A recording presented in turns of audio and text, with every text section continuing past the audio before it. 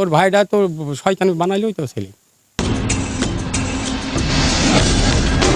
না, ওর ভাইয়ের জন্যই। ওর ভাই তো এই এলাকায় যত সব দাপটের কাজ কাম ভাব আমি আর এখন ওর পাওয়ারে রয়েছে ওরা, আমি আর কোনো কথা সাহস পাই নাকি। এই থানা পুরো দখল করে নিতে চাইলো, 9 শতক এখান থেকে আমি নিয়ে নেবো। হ্যাঁ, আমরা এখানে দখল করে নেবো। এরকম হুমকিও দিয়েছে, আমার গালি, আমার ছেলে পেলে গালি গালাজ করেছে খুব। যতদূর জানি সে অনেক অত্যাচার অন্যায় এভাবেও করেছে তার ভাই এবং কামাল তার নাম সেলিম।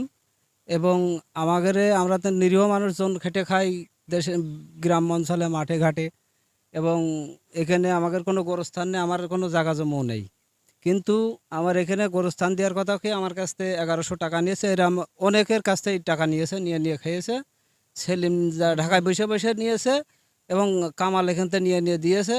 এবং সমস্ত সে একজন পুলিশের লোক বললে তাই সরকারের ক্ষমতায় সে ক্ষমতা দেখিয়ে গিয়েছে। আবার কয় মাদ্রাসার করবে, মাদ্রাসা করার জন্যই প্রাচীর দিয়েছে, মাটি ফেলেছে, অত টাকা পয়সাও নিয়েছে, আবার দেখছে পরের জমি।